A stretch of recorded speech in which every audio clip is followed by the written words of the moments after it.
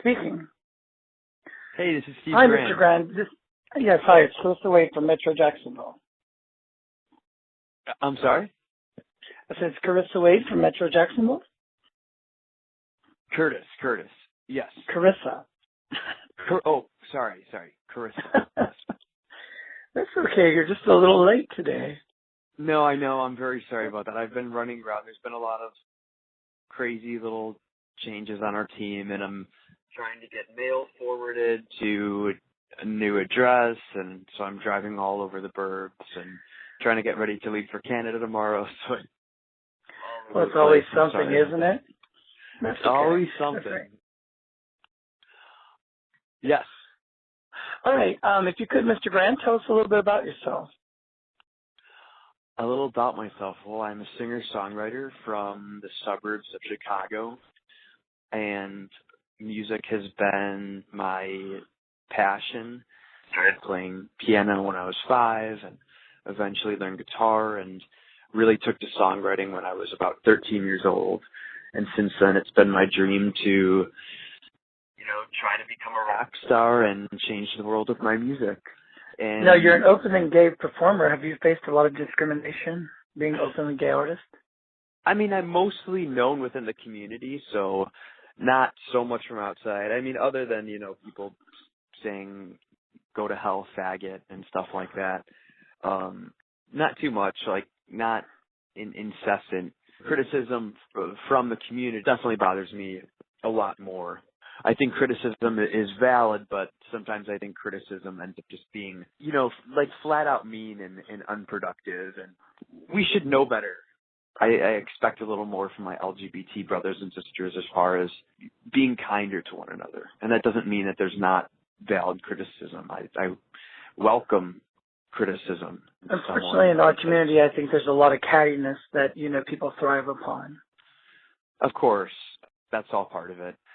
The internet's opened up the ability of people who just critique what other people are doing, what artists are doing, what leaders in any kind of political movement are doing. It's always easy to be the person on the sidelines yelling the calls, but, it's definitely always harder to be the one creating the art, will undoubtedly be critical of. Right, exactly. Now, you've said that your music often tells the stories of your life. So what was the story behind American Boy? Well, I think it's a story that LGBT people could especially relate to, but I think it's a story that people of all sexual orientations, I mean, which one of us hasn't fallen for someone we haven't been able to have? And that's the story of All American Boy, that unrequited love. And it's something that I felt time and time again ever since I was a 13-year-old boy crushing on my counselor at summer Boy Scout camp. And that's what kind of made me realize I was gay. And ever since then, objects of desire and affection were, by default, straight men. And so there's a special pain that comes with that, wanting someone that is completely off limits. Now, do you still pertain in that? Do you still seem to try to attract the guys that aren't right for you? I mean, of course it happens all the time. Something's wrong with me, but I think a lot of people, we always seem to want what we can't or don't have at the moment, and something about that makes it more appealing. I think that's something that's there's something primal about that. Well, of course. So, I'm no different. And now, is there any off-stage chemistry with the beautiful men in your videos, especially like Daniel Williams with those beautiful eyes? He is a beautiful man. I hired him to do the job. I didn't know him before, but I got I don't hire people because I want to sleep with them. That's actually not happened. We're all very different people, and I think that's cool that as different as we are, as very different as we are, we came together and we made something fun and beautiful and that made people happy. Now, is there a Mr. Steve Grant in your life now? I'm sorry? Is there a Mr. in your life now? Well, I try to keep the romantic side of my life out of the public eye for their sake and for my own. That's the one thing I like to keep to myself. But I'll just say that there's not much going on. It's pretty barren. Well, hopefully when you're down in Miami for Pride, that will change a little bit for you. Hopefully when I leave my 20s, I'll look back and be able to say, wow, I really was able to do something I loved, that I made a difference. And I feel like Right. I have a lot of time to find a partner and settle down. Now, where can we see the sexiest man in show business next? Where will you be performing? Well, I'm going to be in Canada actually tomorrow. Be in Miami. And then after that, I'm in San Francisco for 2 private shows, and then I'll be in LA for another private show, and then I'm actually going to be at a White Party this year, and I'm just going for fun. I'm not performing or, making a big public thing of it, but I'm going to be there. I just wanted to, now that the album's done, I just wanted to, take some time and have some big old gay fun with my gay brothers and sisters. Right. Well, perhaps we can get you in Jacksonville sometime. Now, what has been the craziest interview question you've gotten? And all the questions you've gotten, what has been the craziest interview question? That's a good question. I don't know. I've gotten some stupid questions. I know that.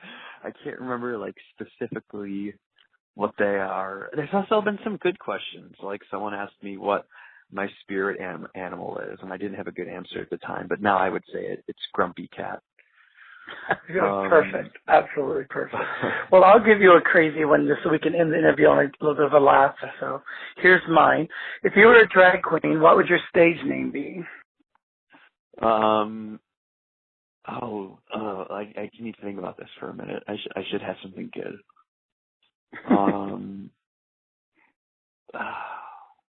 Like Stefani Grande. There you go. Now, we're going to end the interview with this last question, and then I'll let you get back to everything. Tell us about your album that you just released, because I'm sure everyone would like to know where to get it and what it's about, etc. Yes, All American Boy. It's my debut album. It has 13 tracks on it, and I'm super proud of it. There's a huge list of amazing musicians you could see in the credits. They've played on everything. I'm really very proud of this. I wrote all the songs exclusively except for 2, which were co-written with me.